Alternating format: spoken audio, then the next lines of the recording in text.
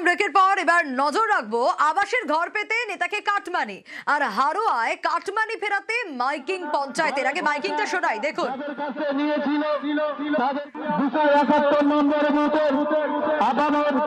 জনসাধারণকে জানানো যাইতেছে যে আবাস যোজনা ঘরের টাকা যাদের কাছে নিয়েছিল তাদেরকে অনুরোধ করছি, আপনারা অবিলম্বে দরখাস্ত করে আপনাদের বকেয়া টাকা ফেরত দেওয়ার জন্য গোপালপুর 2 নম্বর অঞ্চলের তৃণমূল কংগ্রেস তার দায়বদ্ধ।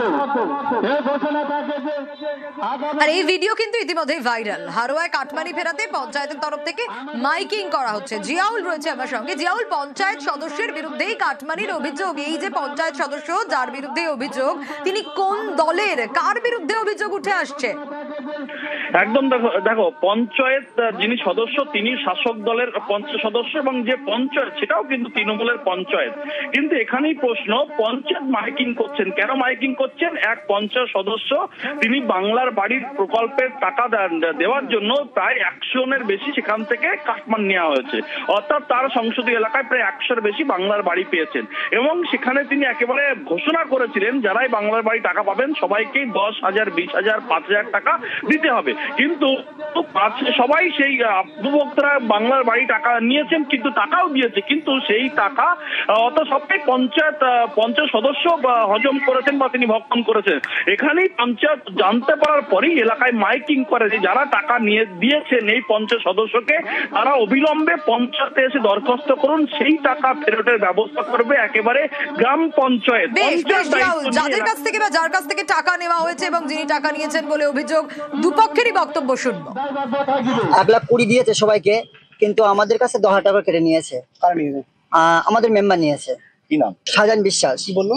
যে বললো 10,000 টাকা করে দিতে হবে, যে টাকা দেয়নি তার 100টা দিচ্ছিল না, এবার আমরা দিয়েছি বলে আমাদের 100টা দিয়েছে। নিয়েছে নাকি? হ্যাঁ, টাকা নিয়েছে। কিসের জন্য? ঘরের জন্য। কি বললো? বলতে ঘর টাকা না দিলে আছে, ঘর আছিলাম পরের বারে আছে, সই দেবো না, এইরকম কথা বলছে। টাকা না দিলে ঘর দেবে না বললো। কত টাকা নিয়েছে? আমার কাছ থেকে নিয়েছিল হচ্ছে 5,000। আপনি ঘর প্রথম কিস্তি পেয়েছিলেন? হ্যাঁ। কে নিয়েছিল টাকা? সাধারণ বিশ্বাস, মেম্বার। এখন সব তো রাজনৈতিক চক্রান্ত, একটা চক্রান্তের শিকার হচ্ছে। করে কোন সাইড দিয়ে মানে কষার চেষ্টা করছে, কষতে পারছে না বলে বিভিন্ন কায়দায় লাস্ট এই ডিসিশন ওরা নিল। হ্যাঁ, ওই বিরোধী দলের লোকজনেরা করছে, টাকার কোনো লেনদেনের জায়গা নেই, তো সেই জায়গায় পঞ্চায়েত থেকে কে কাকে টাকাটা ফেরত করবে? বাবার মৃত্যুতেও থেমে নেই এসআইআর এর কাজ। গুরু দশার মধ্যেই এসআইআর এর দায়িত্ব সামলাচ্ছেন বিএলও। জলপাইগুড়ির নন্দনপুর বোয়ালমারি গ্রাম পঞ্চায়েতের ঘটনা। শান্তনু রয়েছে আমার সঙ্গে। শান্তনু, যে ছবি আমরা দেখতে পাচ্ছি তাতে সদ্য বাবাকে বিএলও হারিয়েছেন, কিন্তু সুযোগ থাকলেও দায়িত্ব থেকে তিনি অব্যাহতি নেননি। কারণ এক্ষেত্রে কিন্তু যে কোনো বাড়িতে কোনো দুর্ঘটনা ঘটলে কিন্তু বিএলওদের সুযোগ থাকে, তারা এই দায়িত্ব থেকে কিছুটা অব্যাহতি পেয়ে থাকেন। কিন্তু এক্ষেত্রে বিরাট সরকার, কুমার সরকার, যিনি প্রাথমিক শিক্ষক বিএলওর দায়িত্ব পেয়েছেন, তিনি কিন্তু তার দায়িত্ব থেকে সরে আসেননি। আবার অন্ত্যেষ্টিক্রিয়া করার পর থেকে, অর্থাৎ সেই সন্ধ্যা থেকেই কিন্তু তিনি আবার দায়িত্ব সামলানো শুরু করে দিয়েছেন। বাড়ি বাড়ি ঘুরে ফর্ম সংগ্রহ, এখন তো ফর্ম সংগ্রহের পর বাড়িতে বসে তিনি যে কাজটি করছেন সেটা হচ্ছে ফর্মগুলোকে আপলোডের দায়িত্ব সামলাচ্ছেন। অর্থাৎ প্রতিদিন তার যে দায়িত্ব বিএলও হিসাবে, সেই দায়িত্বই তিনি পালন করে চলেছেন। এবং এই কাজকে কিন্তু একটা দৃষ্টান্ত বলেই মনে করছে জেলা প্রশাসন এবং প্রশাসনের আধিকারিকরা। এই খবর জানার পর তার বাড়িতে ছুটে গিয়েছিলেন, যেহেতু শেষকৃত্যের পর বেশ কিছু কাজ রয়েছে তার পরিবারে, সেই কারণে বেশ কিছু জিনিসপত্র তার পরিবারের হাতে তুলে দিয়ে এসছেন প্রশাসনের আধিকারিকরা। তারা গিয়েছেন, দীর্ঘক্ষণ কথা বলেছেন এবং কোনো প্রয়োজন থাকলে সাহায্য চেয়েছেন। যদিও তিনি এখনো পর্যন্ত বলেছেন সেই অর্থে তার কোনো সাহায্যের দরকার নেই, তিনি যে দায়িত্ব পেয়েছেন সেই দায়িত্বটাই তিনি পালন করে যেতে চান।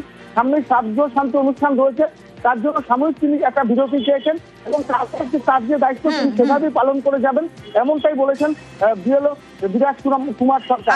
এবং তার এই সকলে কিন্তু যখন এসআইআর শুরু হলো তখন তো অ্যাকচুয়ালি মানে সবই ঠিক ছিল, মানে মাঝখানে বাবা মানে কত হয়ে গেলেন, মানে কাজটা তো নির্বাচন কমিশনের কাজ, তো এটা তো মানে করতেই হচ্ছে আর কি আমাকে। তবে আমাকে অনেকেই মানে আমাদের যে অফিসিয়াল লোক আছে, সুপারভাইজার আছে, এরা হেল্প করে আমাকে ফর্মগুলোকে কালেকশন করে দিচ্ছে। তো আমি কাজটা চালিয়ে যাচ্ছি আমার যথাসাধ্য চেষ্টা করে। সমস্যা বলতে অ্যাকচুয়ালি এই অবস্থায় কিছু সমস্যা হবেই আর কি। তো তবুও মানে যে নির্বাচন কমিশনের কাজ এটা তো করতেই হবে আমাকে, ঠিক আছে? প্রশাসন আমাকে সহযোগিতা করছে। যেহেতু একটা বাউন্ডেড সময়ের মধ্যে কাজটা করতে হবে, তো সেটা তো দেখতেই হবে না?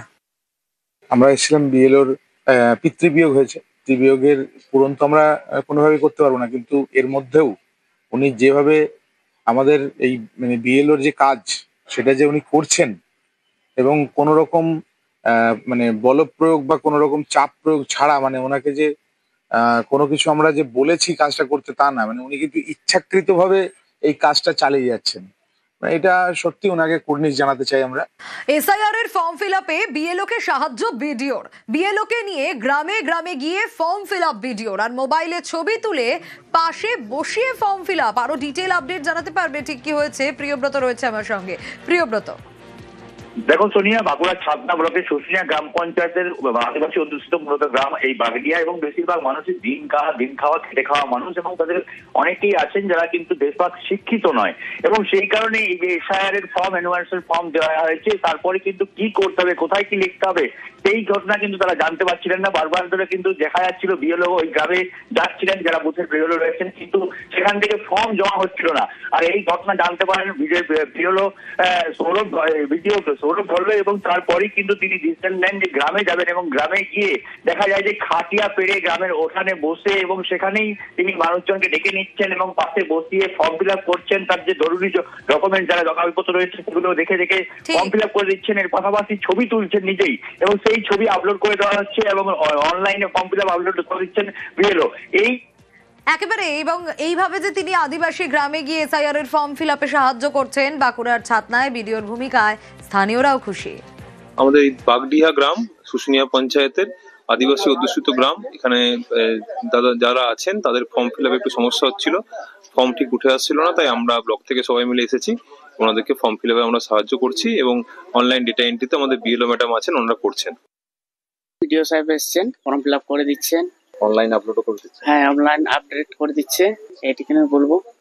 কতটা খুশি আপনারা? হ্যাঁ, আমরা তো অনেকটাই খুশি, কারণ আসছে ব্লকের থেকে নিজে, অনেকে করতে পারছে না, সেজন্য আমাদেরকে বিডিও সাহেব আসছে, ওনাকে হেল্প করছেন।